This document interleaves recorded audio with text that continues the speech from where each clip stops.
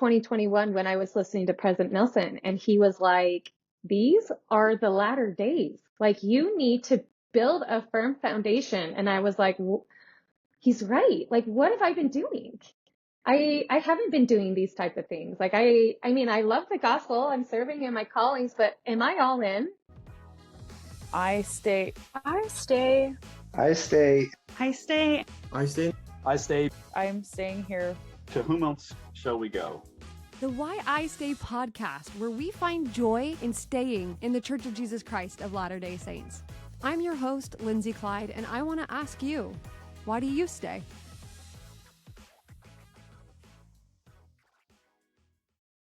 How do we be a peacemaker online? Especially when we're members of the Church of Jesus Christ of Latter-day Saints. If we share any little itty-bitty thing that we believe in, people just love to jump on top of our posts and just comment away. And how can we think celestial in these times? How can we keep peace in our hearts and not add to the spirit of contention that exists online? Hello, everybody. Welcome back. My name is Lindsay Clyde. We are here with the Why I Stay podcast, and we've got Shayla Egan today, who is a content creator online, LDS prepper girl, where she's been putting stuff out there, trying to share light. And what happens? The light's coming, and then there's always a shadow cast behind. It's always right there behind you.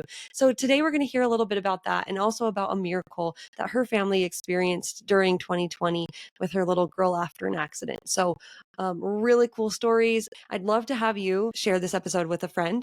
And also, if you'd like to come on the podcast, I'm getting lots of people asking to come on the podcast, and I'm so excited. But that doesn't mean that you're off the hook. Okay. Email me, whyistaypodcast@gmail.com, because we need you. We need your light, your individual experience. You never know who you're going to touch and whose life you will change when you open your mouth and share your testimony. Okay. Without further ado, let's go. Shayla Egan. Shayla, welcome to the podcast. Thanks for having me. I'm excited. Here we go. We are going to have some fun times today. First, we're going to do some rapid fire get to know you questions. Then we'll get your exploratory questions to just deep dive, a little small deep dive into your experience in living the gospel. And then you get the question that everybody gets. Why do you stay in the Church of Jesus Christ of Latter-day Saints? So are you ready for the rapid fires? Oh yeah, I'm excited. Hit me up. Here we go. Shayla, how old are you? I am 36. Do you have any nicknames? Shaby is my nickname, or Shaby Baby. Cute. I have a sister-in-law named Shayla. Oh, no way. Yes, and so it's kind of funny. So my extended family calls me Shaby. That was my nickname growing up. My dad gave me that nickname. Mm-hmm. And so now when I hear Shayla, I feel like I'm in trouble because everyone calls me Shaby. That's cute. What state do you live in? Utah. What's your favorite food? Fettuccine Alfredo. With or without chicken? Without chicken. Okay, here we go. Give me the breadsticks with it. The breadsticks, yes. Yes. What's your current hobby? Oh, running. Running and being a mom. I mean, I don't know if being a mom is a hobby, but I love it. It's the best. Oh, it's so refreshing to hear that. I love that. What is your favorite calling that you've ever held? Young Women's. I was the first counselor in Young Women's, and the youth, not only do they keep me trendy, but they are so special and they have such a special spirit about them. And I just love being with them. I feel like that's a common theme. Everybody says that same thing when they work with the youth. There really is something special about our today's youth, which we need so badly. Yes. Oh, so badly. What is a controversial opinion that you hold? Something like light and easy, like everybody loves Crocs, but you hate them. Yeah. Oh man. With my tacos, I love ketchup with tacos. And growing up, I thought that was normal until I went to high school, and I was made fun of because they're like, you can eat salsa with tacos, but not ketchup with tacos. And we are big ketchup people in my family. So I know that can be a little controversial, putting ketchup on tacos. That's so funny because my dad does that too. And like we grew up eating it, and we lived in Arizona too, so that was almost like heresy, but it was normal for us. So that's a great controversial opinion. I love it. What is your biggest dream? Oh, I'm living the dream right now, to be honest. And if I had any bigger dream, it would probably like move out into and have a farm with my kids and have some farmland where I can grow crops and have more farm animals and be able to do way more prepping things than I want. But right now, I feel like I am living the dream. Boom, done. Yeah. Awesome. Perfect. What is something about you that is the same now as it was when you were in high school? Oh, I'm a big hugger. Is that it's Yeah. kind of funny. I am like I'm very outgoing and I'm bubbly and I call myself I'm a bubbly introvert where I do love to be home all the time, but when I'm out, I like to talk to people. And so if you don't even know me and you come up and you say hi, I'll just give you a hug. I'm a big hugger. That makes everyone feel super special, I'm sure. Last question, bonus question. Yeah. Okay, this is the one that I just make up on the spot for everybody. So yours is you've got your biggest dream, you've got your hmm land, you've got your farm, hmm and you've got some animals. Who is your favorite animal and what is its name? So it's so funny because we have chickens right now, and we have these two chickens that I absolutely love. They follow you, they're like dogs. We even have a dog that I love, but they will follow you around and they almost like bark at you, but they're clucking at you. That's awesome. And we have one named Golden and then we have one named Peach. And so I would just bring those babies in and those would be my dream animal Your dream because they animals. lay eggs for me and then they're like my little dogs that run around. That's so cute. Awesome. Well, thank you so much for answering my prying questions. That's going to bring us into our exploratory ones, which the first one we've got for you today is what is a basic principle of the gospel that you've gained a testimony of recently? Well, I've been thinking about a lot about principles, right? Because I feel like Elder Bednar talks a lot about Mm, principles and doctrine. But one thing that has really stuck with me more than anything is President Nelson and his talks about thinking celestial and being a peacemaker. And a lot of the times, I think you would understand this too. When you share your life on social media and you share your beliefs, you get a lot of criticism. Like there's people out there that are not nice. mm, And sometimes you'll get a lot of nice people, but then you get that one mean comment, right? And you're just like, fumes you up and it makes you angry.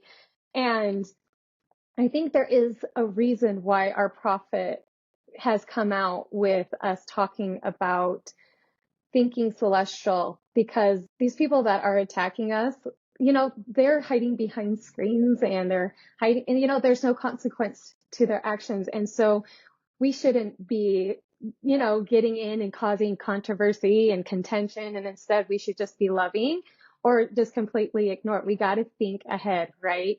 And so I have built a huge testimony towards thinking celestial, being kind, being a peacemaker. And I have noticed on my page, when I'm responding to some of these people, not all of them, some of them I mm-hmm. just block, Yeah. Yeah. but there was one post I did. This was earlier when I started sharing on my page, and they were upset with me because I shared that I wear a cross, and they were upset. And I was kind of talking about John Hilton's book, Considering the Cross, and Mm-hmm. I've read how that. love that book. And Yeah. that book changed my life. And I felt like I had a deeper connection with Jesus Christ from learning what he went through. Mm-hmm. And there were people that were upset about that. And I did the best I could to be kind on each comment, even though they were mean, they were mocking my physical looks, the way I spoke. I mean, anything you could think of. And on each one, I kept thinking, okay, think celestial on this, think celestial on this. And while I did that, I had someone message me. They're not a member of the church, but he thanked me and he said, I went down and read every single comment and response that you made. And he goes, and because of how kind you were, he goes, it made me want to look into the LDS church. And he goes, and I'm meeting with the missionaries. And Wow. now I haven't been in contact with him since, but that just shows you right there, even behind the scenes, we don't know what impact we are making by the way we're treating others I mean, not even only online, but in person. And that's why I think, I mean, I know it's not an exact principle, but it is a teaching from the prophet that that is a way we can gather Israel is by being a peacemaker and thinking celestial. I think that is right on the money, and especially as we are approaching an election. I was going to say an awful election. I just have like PTSD from the last one anyway, but Yeah. like it's a skill. It really Mm-hmm. is. And it's something that you have to reach deep inside. And I know this because I have had to do this too recently. Just as you come up with all these responses in your head that you'd like to say, but then the spirit Mm-hmm. whispers to you, that's not what's going to make a difference. That's not what's going to help them.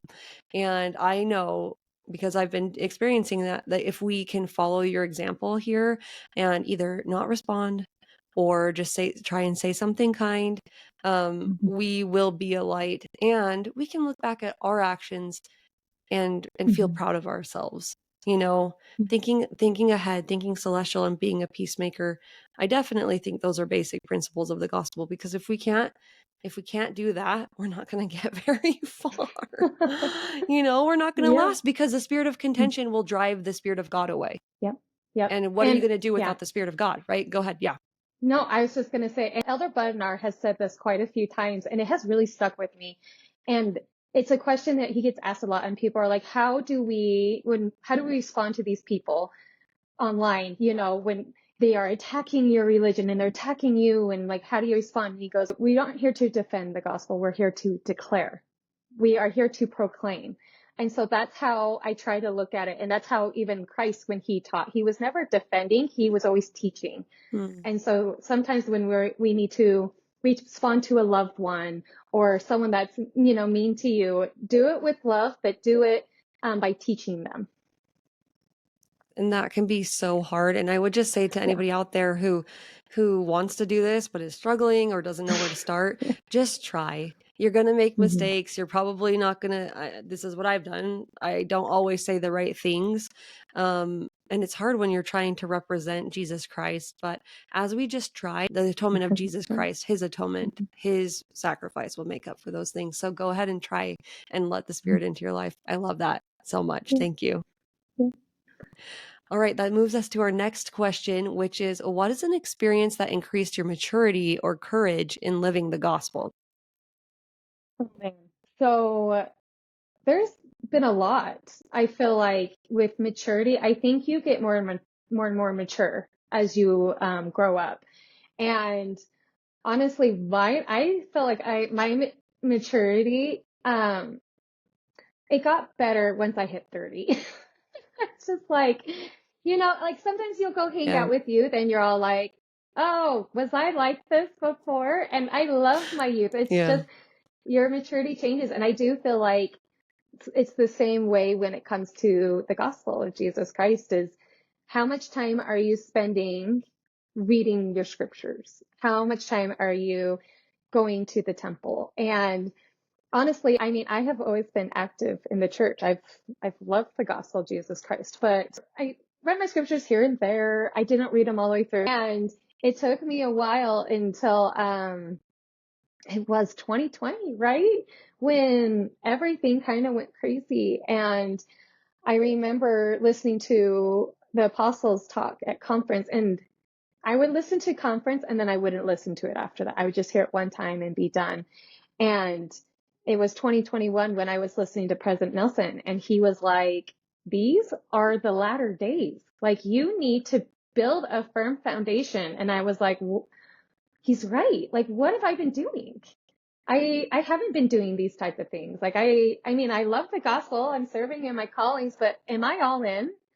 And so I feel like at that moment is when I personally decided to change. It was almost like an outer body experience where God was telling me, I need you to do something. I'm calling you to something, and I need you to live higher and holier. And so ever since then, I remember going to my bishop and I was like, hey, bishop, I'm all in. Give me a calling that, because I don't think we were in callings at the time. It was 2020, things were kind of crazy. Yeah. And so I was like, I need a good calling. I need to do this. And he was like, I'm so glad. Like, I have all this stuff for you. And I started going to the temple more, and I started studying my scriptures more. And those type of things, like that decision, I really feel like has changed me as a person and who I am and what I do. I don't think if I didn't do that, I wouldn't be online what I'm doing right now and teaching, because there's people that will come after you, right, with things and be like, hey, did you hear about this? And did you hear about this? And it's like, yeah, I did, but I have a firm foundation, and I have read the scriptures, and I listened to my prophet and our church leaders, and this is what I believe to be true. So that is something that I did. I had like a similar experience to you as well with this one. It's just like there was a switch where I just started making big changes in my life. Like actually at the beginning it was getting off of social media more, spending more dedicated time in the scriptures, like running without headphones in sometimes, like doing stuff that would push me, and just showing the Lord that I was willing and open to more revelation, more like soul expanding experiences. And it's difficult, but it's so amazing that once you get into the pattern, like it's a very hard, like steep uphill climb, I felt for me at the beginning. And then once I started getting into a pattern of like, okay, I just wake up at that time every morning and read my scriptures. That's just what I do. And I just try to make this time every month or whatever to go to the temple. I look back and I think like, wow, I can really see the difference. Like the Spirit is helping me see. Like I recognize his voice so much more now. Like I feel him inspiring me, which he was before, but I see his hand so much more apparently. And it's just kind of cool. Like I don't know even if that's like it's too base of a word to use, but it just kind of feels sparkly. Like it's just like, wow, this is so much better. And it's hard to explain to people who don't have that desire or don't want to do that yet. It's really hard to explain to them like, oh, what does eating more vegetables feel like? Oh, it feels amazing, and they're like, nah, I'm good. Like I Yeah. got my Takis and I'm like, whatever. Yeah. I can just snack on that, right? But it's like you have to try it. You just have to Mhm. have enough faith to believe in the Mhm. prophet or his apostles, Mhm. or just in the words of Jesus Christ, or even Shayla Egan on this Shay baby, Mhm. Shavy baby on here, Yeah. on to just believe it for just a little bit, enough time to get into the habit and see. Yeah. It's faith, and that's how we get our testimonies. We just have to do it. You have to try. Yeah, the Lord loves effort. He Yeah. really does. And we have to put the work in. Like you can't just expect him to do everything. He can meet us halfway, but we need to do the other half. And I do remember when I was at church, I was training, I think I just ran the Boston Marathon, and I was training for another marathon. And this lady comes up to me after church and she goes, how do you do it? And I was like, running? And she's like, well, just all of it. Like, how do you train for a marathon and be a mom and read your scriptures? And immediately the Holy Ghost told me, he said, if you can find time to train for a marathon, you can find time for him. And at the time, I mean, I was like, okay, because I was doing what I was supposed to be doing, but it seemed like I needed to put even a bigger effort. And if a lot of you don't know, I train for marathons. It's a lot. It's like you're running every day. You're getting about 7 miles in a day. You're doing strength training. You're eating. Like it is like a second job. Intense. Yeah. It's intense. And so I'm like, okay, I have that. I have to run carpool. I have to clean my house. I am prepping. How do I find time for him? And that's when I started listening to conference talks on my runs. I would listen to Come Follow Me's while I was doing the dishes. I was driving in the car and putting in scripture stuff. And so that was a way for me to find time for the Lord in my busy schedule. And so when people are asking, they're like, how can I find time? I work, I do this. And I'm like, find time, because he always has time for you. He will find time for you. So you find time for him. That's beautiful. It reminds me of the scriptures of him saying his arms are always stretched out still. They're literally always open like this. And it's only us who turns away and needs to do something over here or walks away for a moment so that we can focus on this. And if we try and if we involve him in it, we can find ways to blend everything that we're doing in our life with Jesus Christ and his gospel. There is a way to make it just a part of us, interwoven into all the fabric of who we are. So I thank you so much for that testimony. I love that. Okay, so the third exploratory question. Tell me about a miracle you've seen in your life. How was the Lord's hand apparent? Oh man. So I feel like my life, especially the past couple years, have had extreme miracles. And a lot of people expect the big miracles to happen. And sometimes when they do that, they miss the small miracles. And we had an incident with our daughter, of course, 2020, right? I just had a baby, and my daughter at the time was 4. And I have 4 girls, by the way. So this is my third child, Isla, and she wanted to go out and play with friends. And at the time, I was tired. Our baby was just a newborn, and I was nursing her. And I said, yeah, go out, go play. And what happened is that she was scootering and she didn't have a helmet on, and she fell and smacked her head on the cement curb. And so, I mean, at the time we didn't know. She came in crying, saying she got hurt, but she didn't remember how she got hurt. And we found a bubble behind her ear, and it was very hard to see. It was under her hair. It was clear. And I asked my husband, I'm like, should we take her in? It's the day before Thanksgiving. And so I said, what do we do? And he goes, let's find a place and just bring her in. Like, this is just, I've never seen something like this before. So let's get her in. So we got her into the doctor, and he thought she looked fine. She was coherent and talking. Her eyes weren't dilated. So we were about to leave, and she threw up all over. So he said, let me make a few calls. And he came back and he goes, they told me to send you home. And he goes, but if it were my child, you need to send them to the Utah Valley Hospital or Primary Children's. And Utah Valley was closer to our house. And right there, I call that a miracle in itself, because if he just sent me home, I don't know what would have happened to her. But we drove to Utah Valley, and they found blood behind her eardrum. And they said, can we do a CT scan? And I was like, yeah. So they do a CT scan. They came back, and he brought in another nurse with him, and he sat me down and he said, your daughter has a cracked skull and is bleeding in the brain. We're going to have to life flight her to Primary Children's, but you can't be life flighted with her because of COVID restrictions. And he goes, and I don't think she's going to make it through the night. And right there, I thought, what? Like, she's right here talking to me. How is she not going to make it through the night? And the lady that was with him was a grievance counselor to come talk to me about what was happening and what to ask the hard questions. And I was just kind of like, get away from me. Like, you're so nice to be here, and I know your job is hard, but my child's right here, and she's okay. She's talking to me. And so they life flighted her, and I picked up my husband on the way, and we drove up to Primary Children's, and we met with a group of neurologists, and they said only one parent could be there at a time because of the restrictions they had. And so I was the one that had to go home because I was nursing. And I remember that night, they said that they were going to do cognitive tests through the night. And then that morning they were going to do a CT scan. And if it was not better, they were going to remove part of her skull to relieve that pressure.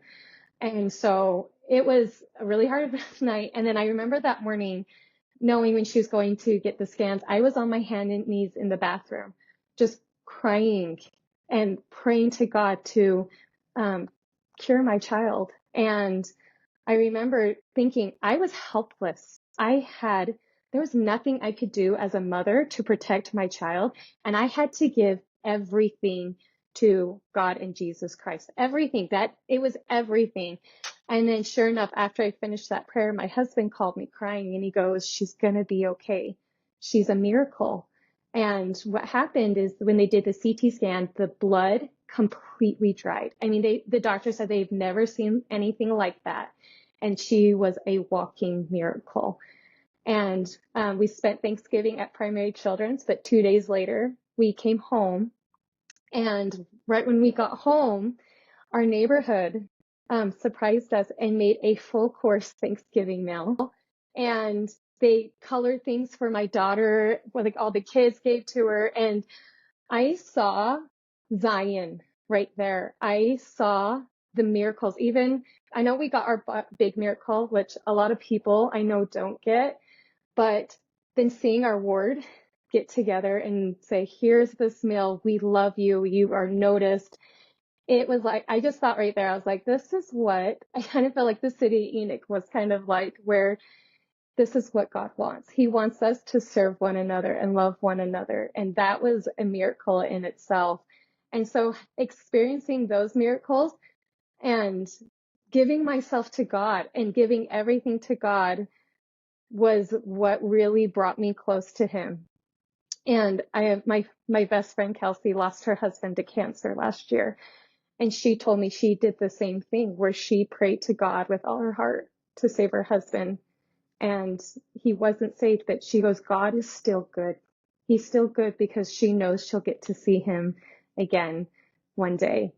And so if we put our trust in the Lord and give our full hearts to him and our burdens, he will lift our burdens. If we yoke ourselves unto him, he will carry those things with us. And that is my testimony, is that God is good, through the bad. He is there for us, and in small and big miracles. What an amazing testament to him and his mercy and his power. And yeah, just juxtaposing like when we get the answer we want versus when we don't. And can we still like worship him and be grateful to him and trust him no matter the outcome? And when you were talking about big miracles and small miracles, like the biggest miracle of all is that your relationship with him was more solidified, was increased during that. And that is a miracle that can come from any circumstance that happens to us in our life, if we wait on him and we wrestle with him and we stick with him and engage in that difficult time, whether we get our answer or not. And I'm so happy for your family, and hearing what your ward did for you, like that like even brought like more tears to my eyes, because it was just so special. And that's what this life is about, is like being there for each other. And yeah, we leave, all of us leave this earth at different times, and the question is, what do the rest of us do for each other in the meantime? Right. And that was an amazing example. Thank you for sharing that.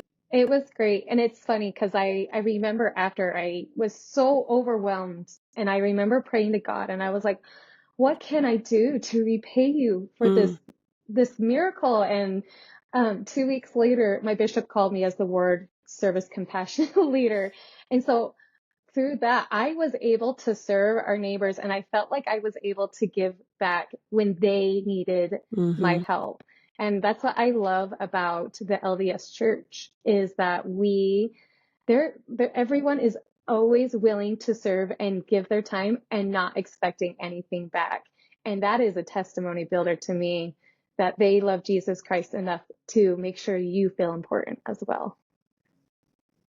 I haven't ever thought about it that way. That's so true. It's so wonderful to have that. And I think when we think about testimony builders, we think, okay, do we know that Joseph Smith was a prophet? Do we know, like, how do we know these things? But you're talking about the fruits, right? You're talking about the fruits of living the gospel of Jesus Christ. What happens when you actually live your covenants? You turn into a person who brings joy and peace and happiness to others. And that's the truth. No matter what people say online, no matter, all the disparaging comments that come your way, like, that's the truth. You can see it in the lives of the people around you and in your own life as you change and learn and grow. It's amazing. Okay, that's our last exploratory. So we're moving you to the final question. Shayla, are you ready? I'm ready. You gotta be ready. Oh man. There's no time like the present. Here we go. Yeah. Shayla, why do you stay in the Church of Jesus Christ of Latter-day Saints? It's interesting. I just had this conversation with someone online while I was thinking celestial, right? Right. And he was talking about like, why are you not looking up the truth? And why are you looking up this? And why are you choosing to stay? And I choose to stay because I have received personal revelation that I asked for. I got on my hands and knees and I prayed with all my heart and soul. And I said, is this the true church? Is this his true restored gospel of Jesus Christ? And I got my answer. And I am happy living the gospel principles. Like a lot of people say it's a church that's strict and we live by these rules. And I'm like, there's reasons why we have these rules. And it's because it makes you happy. We are anchoring ourselves to Jesus Christ. And when we learn about the restored church and the eternal truth, I get to be with my family forever. I get to be with my husband forever. And looking around, there is nothing better. And I choose to stay because Jesus Christ makes me happy. My family makes me happy, and knowing I get to be with them forever. Family is everything. Our church, everything evolves around family and Jesus Christ. And that's why I stay. That it brings me joy. And I think joy is a big thing here in our church, the Church of Jesus Christ of Latter-day Saints. And that's why I choose to stay, is so I can be with my friends, my family, and with Jesus Christ forever. Shayla, thank you so much for your testimony, for your stories, and the insight into your life to help us see how we can make ourselves better with Jesus and bring that peace and joy into our lives no matter what comes our way. So thank you so much for being with us. Thank you, Lindsay. You're amazing. Yes. Okay, that episode was for me. I've just felt so weighed down recently with the negativity online, and it's just heavy. There's a lot of stuff coming at the Church of Jesus Christ of Latter-day Saints recently in the media and just people online. So when all this hate comes at us online, what can we do? How can we be peacemakers? How can we involve the Lord in more aspects of our life so that it just elevates us, that we can rise above these heavy, difficult, negative things that are swirling around us in this world? How can we do it? It's all a part of the work of staying in the Church of Jesus Christ of Latter-day Saints, holding fast to your covenants. And sometimes maybe it feels like you're being dragged behind a boat on an inner tube, just like holding on for dear life. But we're here for it, right? We signed up for this. We promised we would. And so we will. And we are, and he will help us do it. Thank you guys for being here. Thank you for your shares. Thank you for coming on the podcast. Thank you for helping me celebrate my 100th episode a few weeks back. I've still got the crepe paper up because it's fun. Okay. Anyway, we love you. I love you. Thank you for your love and support. And thank you for staying with us. We'll see you next week. The Why I Stay podcast is a faith-based podcast exploring the lives and experiences of members of the Church of Jesus Christ of Latter-day Saints. This podcast is not produced or endorsed by the Church of Jesus Christ of Latter-day Saints, but we do love that church. All rights reserved. And a great big shout out to Fast Sounds from Pixabay for the amazing and jammin' intro-outro music. Thanks, guys.